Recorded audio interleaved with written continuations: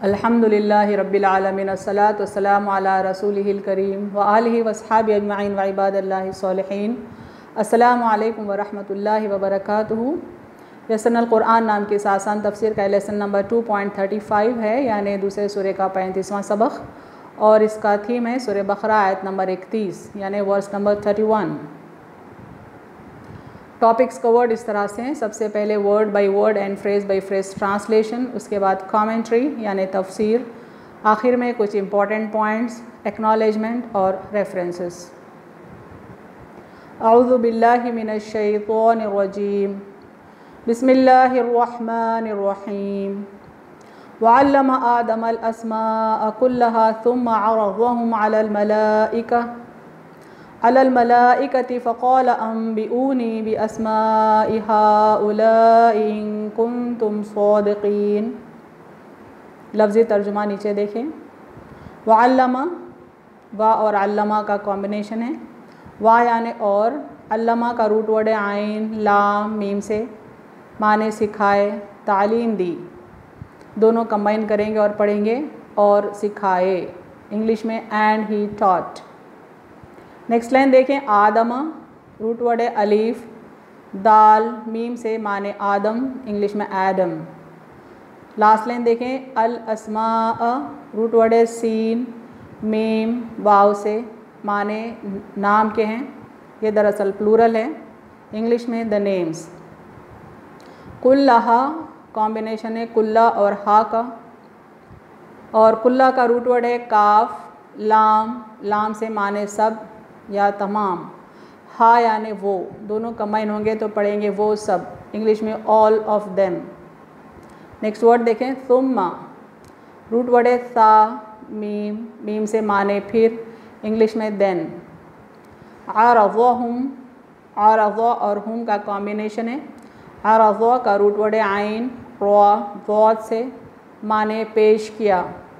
हुम का root word है हा मीम से, माने उन्हें।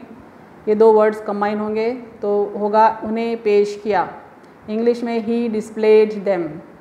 लास्ट लाइन देखें। अला, रूट वर्ड है आइन लाम या से, माने पर, इंग्लिश में टू। अल मलाइका, माने हैं फरिश्ते, और रूट वर्ड है मीम लाम काफ से, इंग्लिश में कहेंगे द एंजल्स।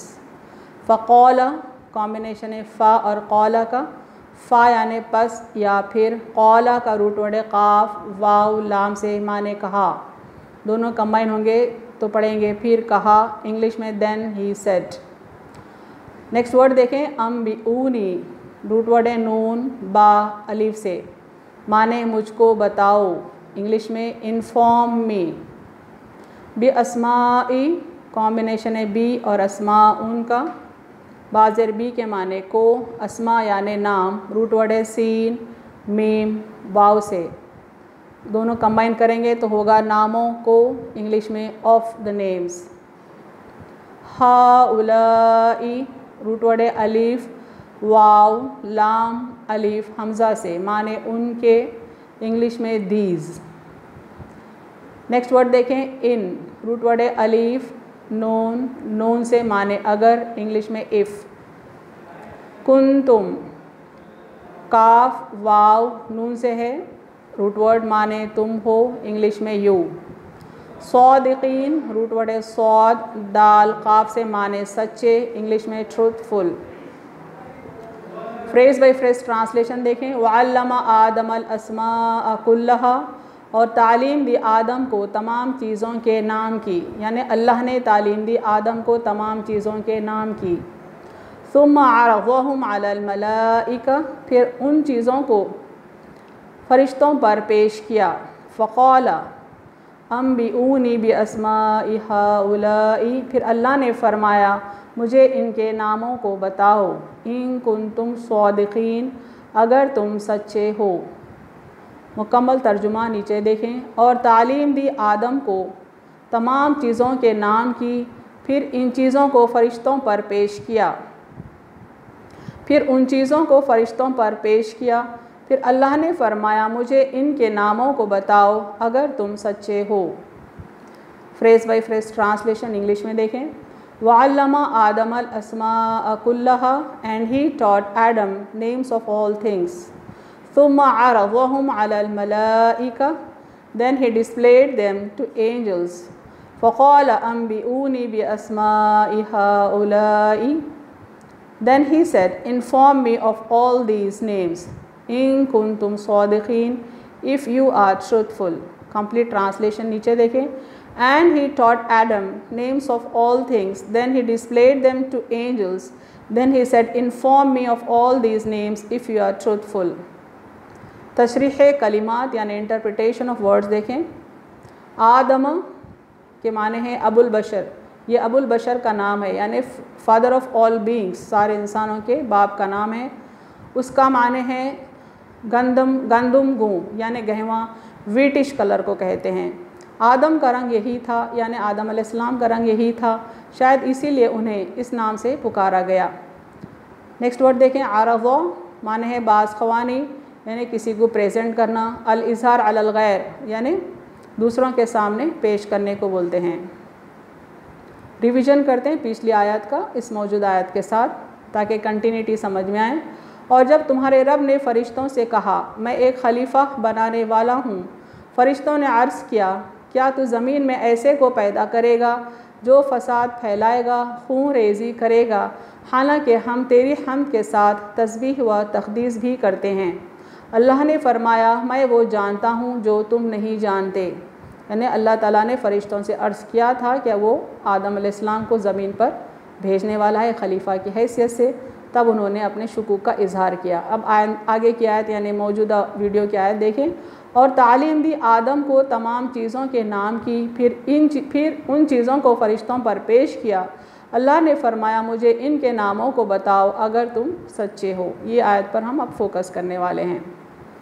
तफसीर देखते हैं इस आयत की. फ़रिश्तों की हैरत व इस्तेजाब पर अल्लाह का जवाब. इन्नी आलमु मा ला तालमून, यानी फ़रिश्तों को हैरत हुई कि एक मिट्टी का बना इंसान ज़मीन पर जाएगा और फिर जिसको अपनी मर्ज़ी के मुताबिक ज़िंदगी गुजारने की सलाहियत है तो वो ज़रूर खून खराबा करेगा. ये शक था उनके जहन में जिसका उन्होंने इजहार किया था. तब अल्लाह ने जवाब दिया, इन्नी आलमु मा ला तालमून, यानी मैं जो जानता हूँ वो तुम नहीं जानते. यानी कुछ हिडन सीक्रेट्स हैं जिनसे फ़रिश्ते वाकिफ़ नहीं थे, जो अल्लाह जानता था, यानी आदम अलैहिस्सलाम की खिलाफत के पीछे. इसके बाद अब तफसीली जवाब दिया जा रहा है. इस जवाब में आदम अलैहिस्सलाम को खिलाफत इलाहिया के अजीम मनसब पर फायज़ करने का राज भी मज़कूर है. यानी वो क्या सीक्रेट है जिसके बुनियाद पे अल्लाह ने आदम अलैहिस्सलाम को खलीफा बनाया, इसकी हम अब तफसील देखते हैं.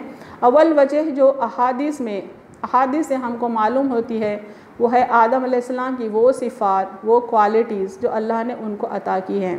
यानी आदम अलैहिस्सलाम को बेहतरीन सलाहियतें अल्लाह ने अता की हैं.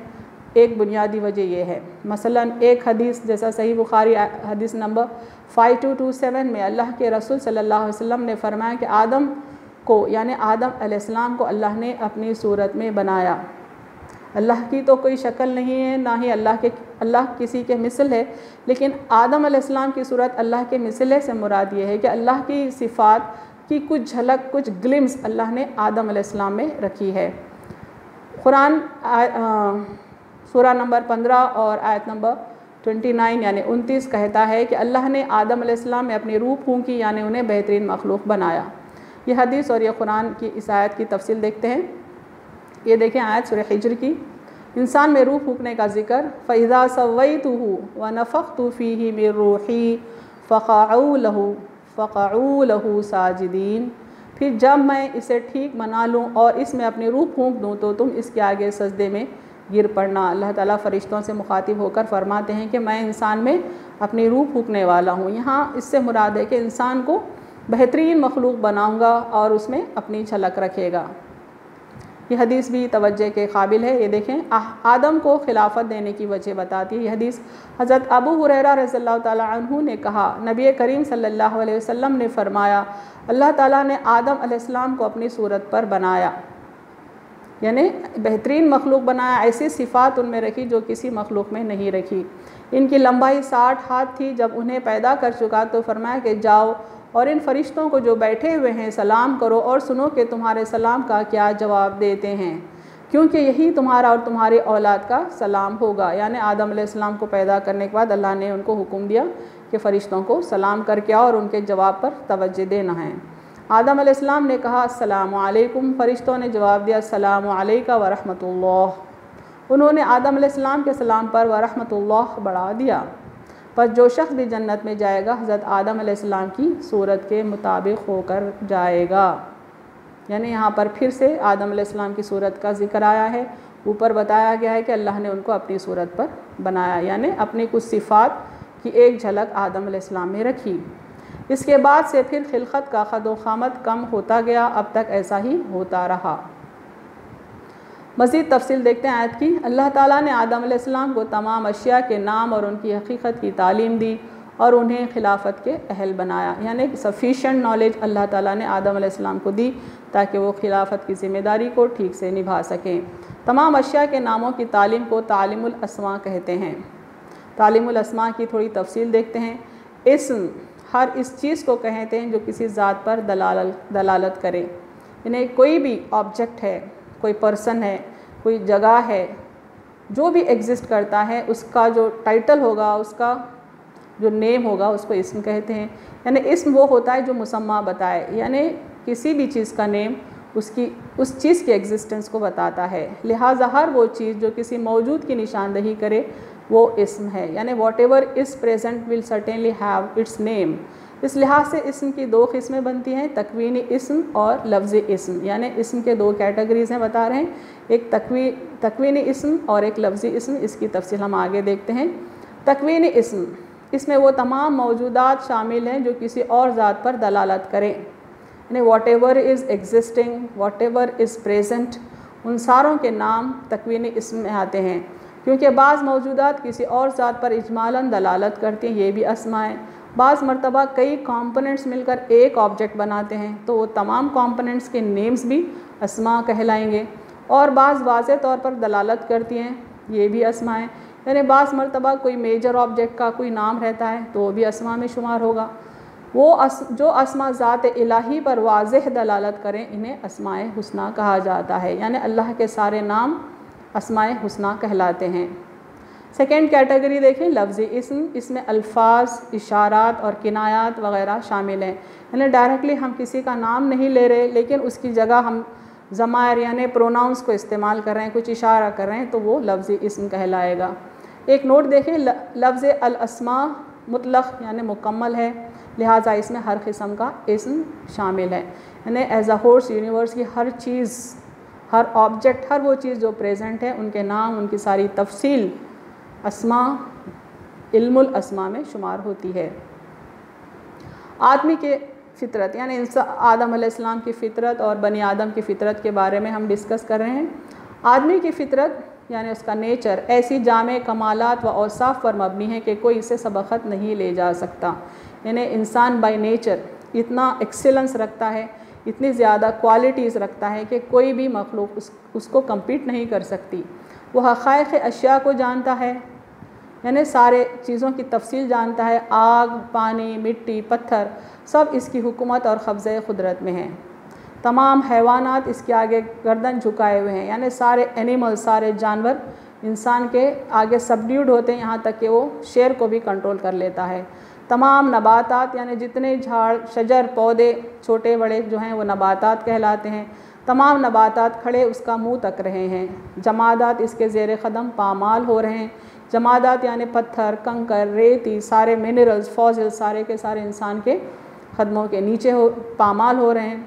वो जिन्नात को कब्ज़े में ले सकता है। यानी जिन्नात अल्लाह ताला ने जिन को भी पैदा किया और इंसान को सलाहियत दिया कि वो चाहे तो जिन्नात को भी कब्ज़े में ले ले। उरूज व तरक्की करता है तो नालैन पहने अर्श अज़ीम तक पहुँचता है। यानी हमारे नबी अकरम सल्लल्लाहु अलैहि वसल्लम जो मेराज के शब अर्श तक गए हैं उसका ज़िक्र आ रहा है। ख़ुद इंसान में खुदा ताला के औसाफ व कमालात के तमाशे भरे हैं। यानी अल्लाह ताला ने इतने बेहतरीन औसाफ और कमालात इंसान में रखे हैं और सूरह ज़ारियात में उसका ज़िक्र आता है वफ़ी अनफुसिकुम अफ़ला तुबसिरून, और ख़ुद तुम्हारे नफ्सों में भी, बस क्या तुम गौर से नहीं देखते। यानी कमालात और बेहतरीन औसाफ इंसान के अपने नफ्स में भी मौजूद है अगर इंसान गौर करता है तो। जब इंतहा की तरक्की करता है तो इस आयत के मिस्दाक हो जाता है, यानी इस आयत के लिए एक एग्ज़ाम्पल बन जाता है। आयत देखें, लक़द खलक़नल इंसान फ़ी अहसनी तक़वीम, बेशक हमने इंसान को बड़े उम्दा अंदाज में पैदा किया है। यानी अपनी एक्सेलेंस को जब प्रूफ करता है तो एक बेहतरीन मिसाल बन जाता है जो इस आयत पर उतरती है। लेकिन जब इंसान के सर में गुरूर की हवा भरती है तो खुदाई का दावा कर बैठता है, गिरता है तो इतना गिरता है कि असफलस साफिलीन, यानी बदतरीन में सबसे बदतर हद तक पहुंच जाता है। और उस वक़्त तुलसी की, बड़ के दरख्त की, आग की, मिट्टी की, सांप की, सितारों की, सब की पूजा करने लगता है। यानी सारी मखलूक जो इंसान के लिए पैदा की गई है उनके आगे सर झुकाने लगता है।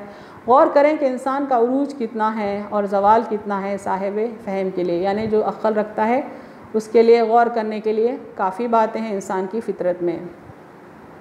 एक हदीस देखते हैं यहाँ पर, आदम अलैहिस्सलाम के सिलसिले में सही हदीस है ये, नरेटेड अबू हुरैरा रज़ियल्लाहु ताला अन्हु, यानी रज़ियल्लाहु ताला अन्हु से रिवायत है।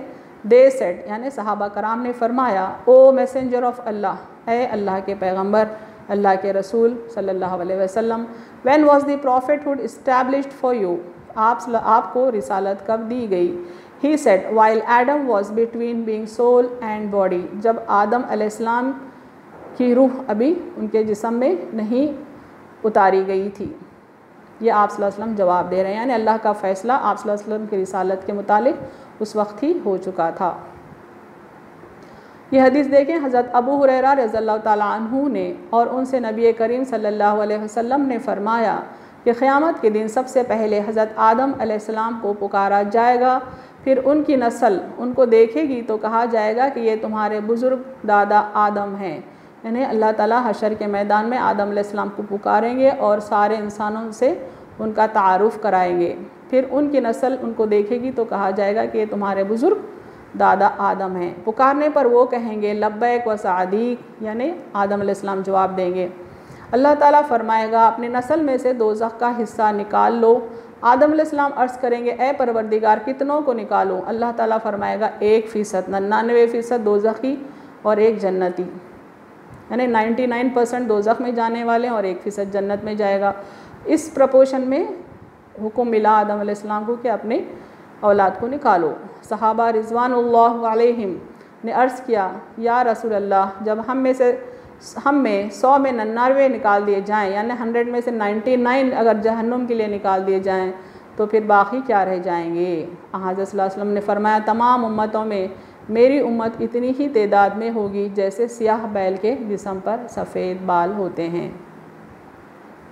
कुछ इंपॉर्टेंट पॉइंट्स देखें इस लेसन के। इंसान तमाम हक़ाइक़ का इल्म हासिल करने की सलाहियत रखता है, यानी अल्लाह ताला ने उसमें इतनी कैपेसिटी रखी है कि सारे कायनात के रियलिटीज़ को वो जानने की कोशिश कर सकता है। और ये स्टेटमेंट दिया गया है आयत के इस हिस्से पे, इस हिस्से की बुनियाद पे, यानी अल्लमा आदम अस्मा कुल्लहा, कि आदम को अल्लाह ने तमाम नाम सिखाए।